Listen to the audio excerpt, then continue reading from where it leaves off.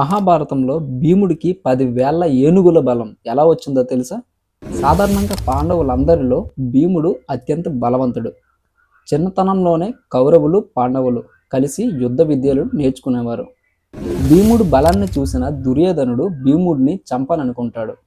ఒకరోజు గంగానది తీరంలో కౌరవులు, పాండవులు విహారానికి వెళ్తారు. అక్కడ దుర్యోధనుడు కాలకూటం అనే ఒక భయంకరమైన విషాన్ని భీముడు తినే ఆహారంలో కలుపుతాడు. ఆ విషంతో భీముడు స్పృహ కోల్పోతాడు. అప్పుడు దుర్యోధనుడు భీముడిని తీగలతో కట్టి నదిలో పడేస్తాడు.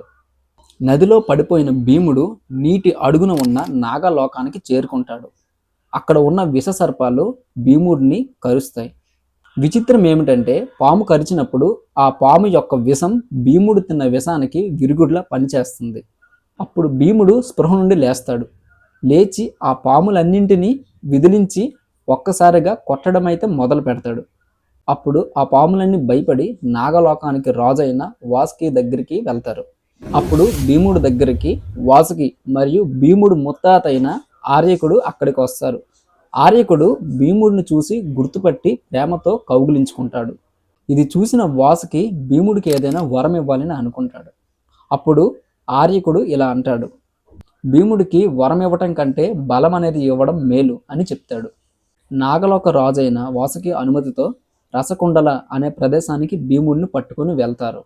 రసకుండల దగ్గర ఉండే రసం సామాన్యమైనది కాదు. ఒక్కో కుండలోని రసం తాగితే 1000 ఏనుగుల బలం వస్తుంది. 8 కుండల రసాన్ని తాగాడు కాబట్టి భీముడికి 8,000 ఏనుగుల బలం వస్తుంది. సాధారణ బలంతో కలిపి మొత్తం 10,000 ఏనుగుల బలం అని చెప్తుంటారు. ఈ రసం తాగిన తర్వాత భీముడు 8 రోజులు గాఢ నిద్రలోకి వెళ్తాడు. నిద్ర నుంచి మేల్కొన్న తర్వాత భీముడి శరీరం వజ్రంలా మారుతుంది. నాగదేవతలు భీముడిని ఆశీర్వదించి తిరిగి గంగానది ఒడ్డున చేరుస్తారు.